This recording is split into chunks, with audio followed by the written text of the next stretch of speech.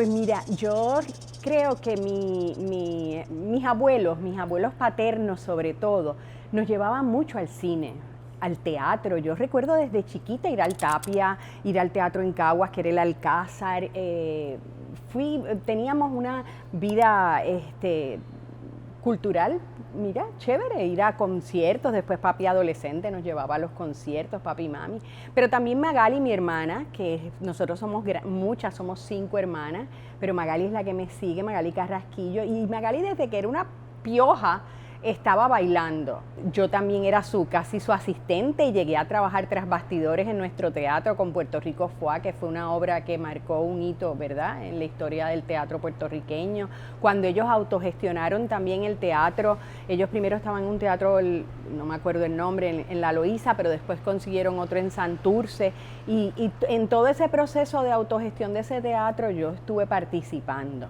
Te voy a decir que, como a muchos, ¿verdad?, de los estudiantes, el llegar a la Universidad de Puerto Rico, pues te desarrolla una conciencia, en mi caso una conciencia política, una conciencia de la importancia de nuestra cultura, de nuestra identidad propia, de la realidad, ¿verdad?, colonial de nuestro país. Y en la UPI pues fue que yo debo mi formación política y mi formación académica.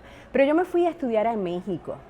Y tengo que reconocer que México para mí fue una explosión de lo que es la importancia de la cultura nacional, de la identidad, ver todos esos pueblos originarios, ver cómo...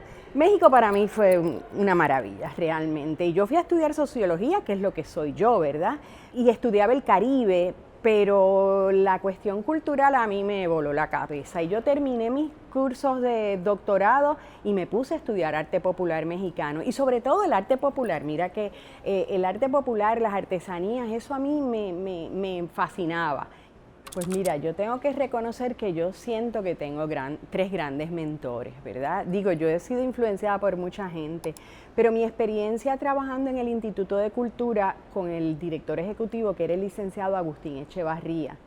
El licenciado era un hombre sumamente organizado, tenía una visión muy holística de lo que era el Instituto de Cultura y también respetaba a sus asesores, que eso es bien importante para mí, ¿verdad?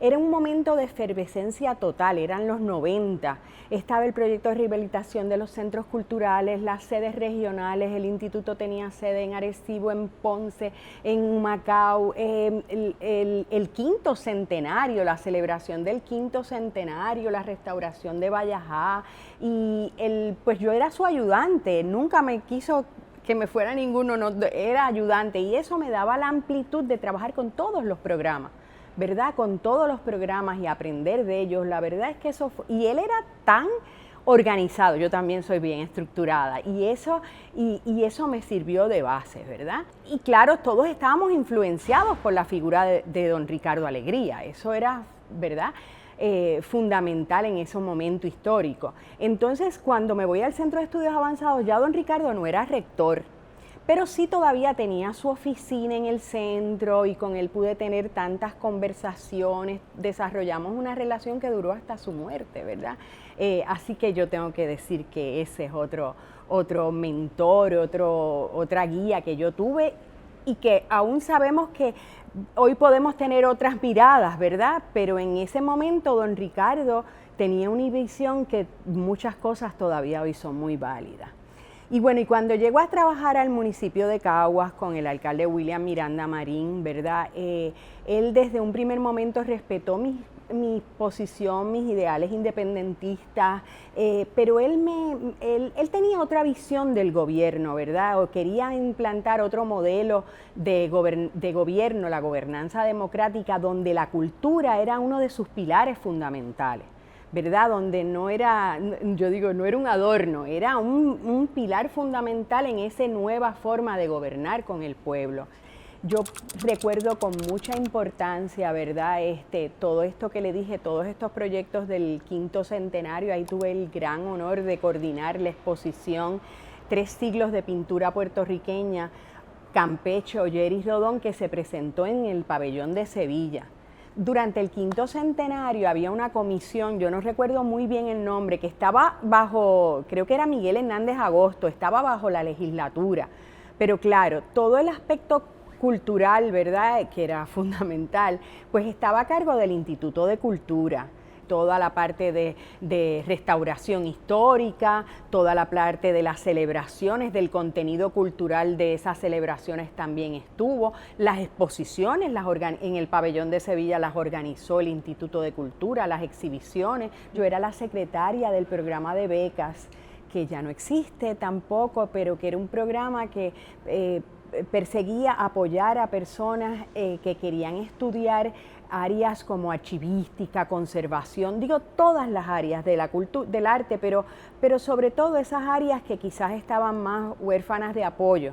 Yo recién llevaba pocos años de regreso en Puerto Rico, había sido mis primeros años mamá, ¿verdad? Y cuando vuelvo, el profesor Ignacio Lazagasti, que recién falleció, me habla de este censo artesanal en Loíza, sobre todo después del huracán Hugo, que afectó tanto a Loíza. Y así pude identificar quizás 3 grandes grupos, ¿verdad? Todo lo que es a través de la cocina, de la comida, ¿verdad? Porque fíjense que yo descubrí ahí también, bueno, me percaté, no es que lo descubrí, sino que entendí cómo las afrodescendientes habían rescatado, además de que habían traído toda su herencia culinaria, también habían rescatado las tradiciones taínas, ¿verdad? En Loíza todavía se hacía casabe, se hacían unos dulces y tenían mucha influencia taína, ¿verdad? Pero yo me percaté en eso entrevistando que todas eran personas mayores de 65 años, que no todas habían aprendido por observación, por la tradición, pero no se estaba recogiendo esas recetas, esos procesos. Yo tomé muchas de esas recetas, muchas fotografías, pero yo creo que la conclusión mayor de esa investigación fue la necesidad de hacer un recetario que posteriormente se hizo. También estaban toda la cuestión del coco, como las máscaras de gigantes, como habían tenido 2 grandes amenazas. Yo digo, bueno, primero que la cuestión del huracán tumbó un montón de palmas y los cocos pues escaseaban, pero también yo me percaté cómo la proliferación de la religión evangélica, ¿verdad?, había afectado la tradición de las fiestas de Santiago, porque eso no era cristiano. También había una tradición muy grande, ¿verdad?, un pueblo pesquero, de hacer las redes para la pesca, que antes se hacían artesanalmente y que pues claro, ahora ya habían de nilón y todo, pero sí en el entrecruzado siempre se seguía necesitando tener ese conocimiento. Con el Centro de Estudios Avanzados yo era la decana de administración, pero hubo un gran proyecto que ahora que estamos celebrando el decenio, ¿verdad?, de la afrodescendencia, que fue un proyecto que se ideó don Ricardo, que tuvo varias versiones, pero era un proyecto con el Departamento de Educación, donde a maestros de historia se le daban unos cursos que eran 5 semanas sobre la importancia de la herencia africana en Puerto Rico.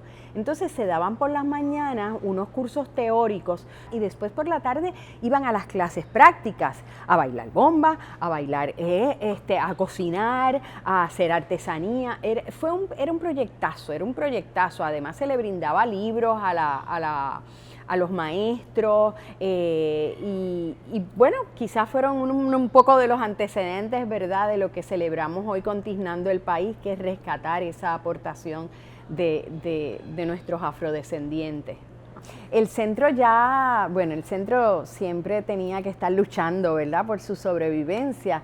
Pero recuerdo que se celebraban las fiestas de San Sebastián y yo dije, pero ¿y por qué no hacemos una feria del libro aquí? Y de la manga, así, hicimos esa feria que después se convirtió. Yo me fui del centro porque pues me fui para Caguas, pero después el centro siguió desarrollando esa feria del libro y hacían actividades en el centro y era un importante ingreso para el centro, pero también una oportunidad para las librerías, para los autores independientes, para los artistas que no iban a estar quizás en las tarimas mayores.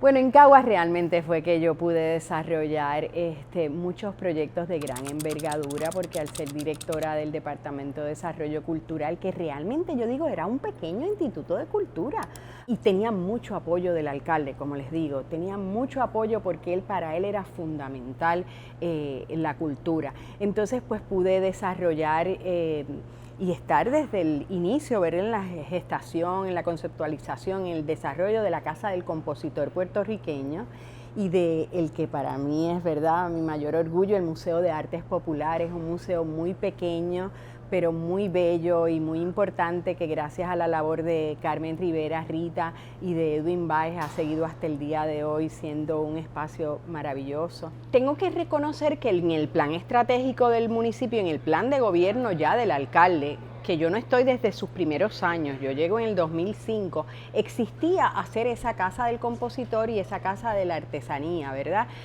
Yo un poco le di, ¿verdad?, contenido y busqué esas personas, primero en el del arte popular. Ambos tienen alguna relación conmigo, ¿verdad? Mi esposo es hijo de un gran compositor puertorriqueño, yo siempre he estado con él rodeada de música, ¿verdad? Y del valor, de la importancia del compositor, así que trabajar en esa Casa del Compositor fue también enriquecedor y con gran responsabilidad, porque yo sabía esa importancia. En esos museos tú haces un equipo, esto no es, nadie puede hacer nada solo, ¿verdad? Están los asesores, las que hacen el contenido. Ahí en la Casa del Compositor tuvimos a Luis Manuel Álvarez, teníamos un equipo de museografía, ¿verdad? El diseñador del espacio, eran estructuras antiguas de Caguas que se restauraban para esos propósitos. Tampoco es que tuviéramos fondos infinitos, o sea que era el reto de cómo poder hacerlo, lograrlo. Pero entonces cuando ya nos toca el Museo de Artesanías, que le pusimos el Museo de Artes Populares, pues esa fue un poco mi formación en México, así que para mí, y yo en mis primeros años también trabajé en ferias artesanales, cuando tomaba estaba haciendo el censo artesanal de Loíza, aquí hubo un encuentro que desarrolló don Ricardo cuando ya él estaba en el centro y ay Dios mío, la Organización de Estados Americanos, donde vinieron promotores artesanales de distintas partes de América, de Centroamérica yo creo que fue, y estuvimos en el Centro de Estudios Avanzados como 2 semanas trabajando toda la cuestión del concepto de promoción cultural, que fue muy enriquecedor, o sea que yo tenía esos elementos, pero vuelvo, cuando me voy al Museo de Artes Populares también tuvimos un equipo, ¿verdad? Un equipo de investigación, estaba Lisette Cabrera, estaba Edwin Báez, se me van a escapar, Mara Torres también, o sea, era un equipo, ¿verdad? Era un espacio muy pequeño, recuerdo que también tenía mis peleas con los arquitectos o diseñadores, porque claro, querían, en este caso en particular, ¿verdad? Yo entiendo, pues ellos querían hacer su labor de restauración, y yo decía, sí, pero es que tienes que hacer tu labor de restauración pensando en el museo, porque tenemos de cosas tan prácticas como que tenemos que tener enchufes para la iluminación, tenemos que tener espacio para el almacén, o sea, esa visión de un museo pues era retante pelear, ¿verdad? Y enfatizarla. Pero bueno, el Museo de Artes Populares recoge, ¿verdad?, la importancia de nuestros artesanos, de nuestra historia artesanal, de nuestra identidad cultural como pueblo. En el municipio de Caguas pude coordinar, ¿verdad?, varias publicaciones, la ciudad, concretar el proyecto que ya había comenzado pero no se había concretado de la ciudad, Caguas Ciudad Cultural, que era un proyecto de la Fundación Puertorriqueña de las Humanidades, donde se rescataba el patrimonio cultural de los pueblos. También hice 3 museos criollos, pero sobre todo tengo un gran orgullo, ¿verdad?, de haber podido dirigir el proyecto del libro de la gobernanza democrática del alcalde, que era un libro donde se recogía, ¿verdad?, el modelo de gobierno que él había querido implantar y que estuvo a cargo de 3 importantes profesores universitarios de administración pública, y era un libro que recogía el proyecto, pero con sus retos, con sus limitaciones, con sus fracasos. No era, yo siempre decía a los directores del departamento, esto no es un informe de logro, a mí no traigan informe de logros, no es un informe de logro, es un libro de análisis, ¿verdad? Y es un libro que yo creo que para cualquier estudioso de la administración pública y de nuestro país es pieza fundamental. Se hacían también, recuerdo una exposición que hicimos con el Museo de Arte Moderno de Santo Domingo, donde nosotros llevamos una exposición allá y ellos también acá, pero era un reto, o sea, no era una cosa así completamente fácil. Yo sí lo que sentía era un agradecimiento del pueblo, por lo menos hacia cada vez que hacíamos una actividad, qué emoción, qué lindo, qué maravilla, una gran receptividad. Cuando me ofrecen dirigir la Liga de Arte, una institución de tanto prestigio, la Liga cumplió 55 años. Fue un reto, ¿verdad?, de aceptar las artes plásticas no son mi especialidad, ¿verdad? Pero bueno, lo enfrenté con alegría y eso, yo empezando y llega el huracán María, el primer gran reto. Que bueno, pues saben cómo nos afectó a todos, ¿verdad? Y justo nosotros veníamos a celebrar los 50 años de la Liga. La Liga es una institución autogestionable, ¿verdad? O sea, nosotros no recibimos fondos gubernamentales, dependemos de los propios ingresos que generemos, así que teníamos que generar todos esos ingresos para poder celebrar nuestros 50 años. Y después de María, decime, pero nadie se va a atrever a pedir nada con tanta necesidad. Pero mira, bien pianito, dijimos, pues vamos a esperar un poquito y en vez del 18 lo celebramos en el 19 y yo tengo que decir que me siento súper orgullosa de haber podido celebrar como se merecía la Liga, los 50 años de la Liga, con dos grandes exposiciones de arte, una en el Museo de San Juan y otra simultáneas en el Museo de las Américas, curadas por José David Miranda. Todos los artistas que expusieron esas dos exposiciones tenían alguna relación con la Liga, ya sea que fueron estudiantes de la Liga, ¿verdad? O que dieron clases en la Liga, o que han expuesto en nuestras galerías. O sea que esa exposición, esas dos magnas exposiciones, para mí demostraban la importancia de esta institución en la historia del arte de Puerto Rico. Justo después de la celebración, ¿qué pasa? Llega la pandemia. Que eso es un reto, nosotros no teníamos ni chavos en el banco, o sea, nosotros vivíamos día a día. Dejamos de dar clases, ¿qué hacemos? Seguimos tocando puertas inmediatamente. Yo al principio decía, pero ¿cómo vamos a dar clases virtuales de arte? Pues miren, en junio ya estábamos haciendo el primer campamento de niños, que aquello fue un éxito en términos de todo menos económico, porque no nos atrevimos a cobrar mucho y no fue muy significativo, pero nos puso nos dio confianza a trabajar. El primer día del Zoom, aquellos retos, la gente, pero con 160 niños conectados, los maestros, pero fue un gran aprendizaje y también me dio la apertura de traer juventud. Aquí siempre ha habido una mezcla maravillosa de profesores de mucha trayectoria con jóvenes, pero no todos los profesores estaban dispuestos a dar clases virtuales. Entonces esa coyuntura me trajo nuevas miradas jóvenes de vamos para adelante y cómo nos fuimos, ¿verdad? Nos fuimos en el aspecto de las clases, empezamos en julio, ya estábamos dando talleres, o sea, en junio del campamento que hicimos 2 programas de verano, pero ya en julio estábamos ofreciendo talleres de arte virtuales y ahí sobrevivimos las propuestas, los PPP, y seguimos. Y entonces, ¿qué hacemos con las experiencias culturales? Pues hay que reinventarnos. Hicimos una serie de diálogos, yo no sé si ustedes los vieron, fueron maravillosos. Hicimos qué sé yo cuántos diálogos, 3 series de diálogos, todos virtuales por Facebook, con el apoyo de Rosalía Ortiz Luquis y su equipo, ¿verdad?, que era la que hacía la parte técnica. Y entonces poníamos dos artistas a hablar desde sus talleres, y fueron maravillosos y estuvieron muchos artistas. Ya la tercera serie de esos diálogos, entonces la virtualidad nos dio un alcance y una relación también con la diáspora que fue maravillosa, que no lo habíamos, ¿verdad?, quizás no nos habíamos percatado, ¿verdad? Impactamos, qué sé yo, como 11 estados, era una maravilla. Nosotros decíamos, ¿pero qué es esto? Y los diálogos igual, los diálogos los veían y yo decía, pero Dios mío, puertorriqueños estamos regados por el mundo. O sea, que esos diálogos también nos dieron una perspectiva, una visibilidad, fueron, además de que constituyen una pieza del acervo porque recoge el quehacer que ellos estaban haciendo, los retos que enfrentaron durante esa época, pero todo también sus trabajos, y visualmente son muy hermosos porque se presentaban proyectos, así que bueno, yo digo que la pandemia también trajo ¿verdad? Sus cosas buenas en un momento tan difícil. Y entonces también estamos impactando a otra población que entendemos que pues Puerto Rico tenemos muchas personas adultos mayores.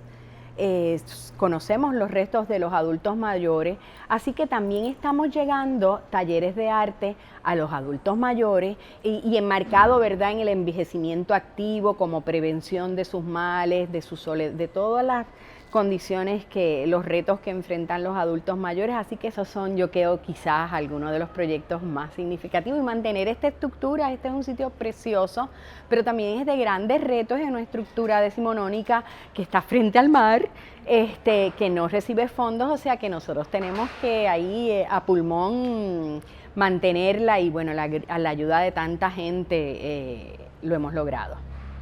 Ahora tengo un embolle nuevo, y es ver si pudiera retomar los certámenes de arte, ¿verdad? Que han sido siempre aquí hacemos un certamen de arte, no quiero que me malinterpreten, ¿verdad?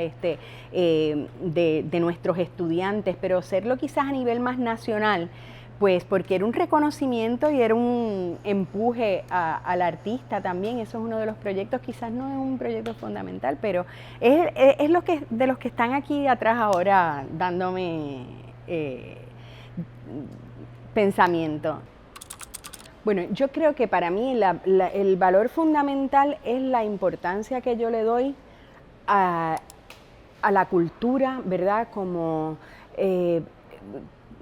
lo podría describir? Como motor, como base fundamental de nuestra identidad cultural ante nuestra situación colonial. O sea, es lo que nos ha permitido sobrevivir como pueblo, es la defensa más grande que nosotros tenemos para desarrollar ante este momento histórico, que las amenazas son aún mayores, ¿verdad? Por el momento, la globalización, el neoliberalismo, todo eso, pues yo creo que sin ser teórica ni nada, yo creo que la cultura es lo que nos mantiene vivos y lo que es nuestra fortaleza, y eso es lo que ha guiado, ¿verdad? Y el querer exaltar la valía, el quehacer de nuestros artistas, el talento de nosotros, es que tenemos que sentirnos orgullosos de nuestros artistas, y eso es lo que ha guiado ese ha sido el motor desde que yo empecé aquí, la creencia absoluta en el valor del quehacer cultural puertorriqueño y de la importancia, y lo que yo he querido ser es una facilitadora, es apoyar cualquier gesta en la medida en que Marilú, desde la trinchera que esté, puede aportar en su granito de arena. Eso es lo que me da satisfacción, ¿verdad? Y hacer eso con alegría, porque la alegría para mí es fundamental. Sin eso, trabajar con coraje no es. Así que los gestores sabemos que tenemos que hacer mucho trabajo, y que hay veces que todo el trabajo recae en uno mismo también, ¿verdad? Que se siente quizás que se sobrepasa la cantidad de trabajos de tareas que uno tiene, pero bueno, ahí hay que meterle mano para salir. O sea, que esto no ha estado huérfanos de reto, la cuestión económica, el misma limitaciones de fondos, las propuestas pues están hechas para Estados Unidos, las propuestas desde la limitación del idioma. Yo no hablo inglés, o sea, eso ha sido también un reto en mi vida, pero yo me he mantenido firme en que yo hablo español. Son retos que uno enfrenta, ¿verdad? Frustraciones que uno tiene que sobrellevar, pero el saldo siempre ha sido positivo. Yo me siento realmente feliz de haber podido desarrollar mi carrera como administradora, coordinadora, facilitadora del quehacer cultural de tantos maravillosos artistas y artistas, mujeres y hombres artistas como ustedes. yo me he sentido apreciada, me he sentido que han reconocido mi intento de hacerlo bien, de apoyar, de facilitar, y eso pues me da gran satisfacción. Y uno de mis logros mayores es haber recibido la Medalla de la Cultura de la Fundación Ricardo Alegría. Eso para mí, ¿verdad? Con todas las críticas que ahora mismo puedas tener a la figura de don Ricardo Alegría, es tantas sus aportaciones y tanto lo que hizo en su momento histórico, que él me haya reconocido con esa medalla, pues para mí es algo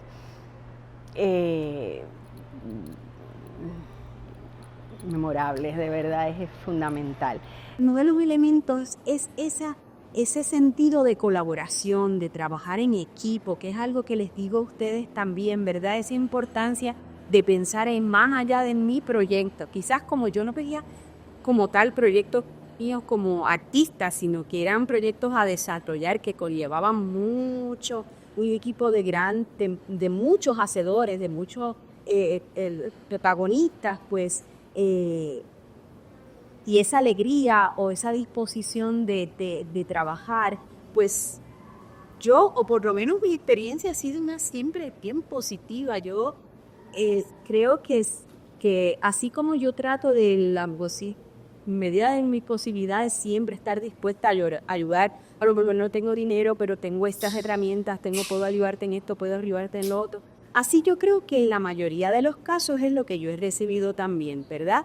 Y yo creo que eso es fundamental para esta gestión que ustedes quieren desarrollar, cómo podemos colaborar, cómo podemos trabajar en equipo. No quería cerrar esta experiencia con ustedes de insistir en la importancia de hacer planes de trabajo cónsonos con nuestra realidad. Hay veces que soñamos tanto y tanto, pero si no tenemos las herramientas, ¿qué podemos hacer con lo que tenemos? ¿Cómo podemos trabajar con lo que tenemos? Repasar esos planes de trabajo, porque a lo mejor en el día a día, yo soy de listita, ahora que tengo edad, pues más listitas todavía, para que no se me olvide antes, pero siempre yo las tenía, esas agendas, esas tareas, esas listas de cosas por hacer, quién me podrá ayudar, Anito, que respetar las opiniones distintas, no estar amarrado con una verdad nada más, porque pues no, aunque yo de momento piense así, hasta tener apertura a escuchar otra alternativa, pues mira, es verdad que por ahí nos vamos en memol. Esas son todas recomendaciones que a mí me han servido en estos años de trabajo cultural, y yo creo que ustedes que están estudiando gestión, eso se lo darán sus maestros, que son los expertos en eso, pero en términos de experiencia, a mí me hace tiempo.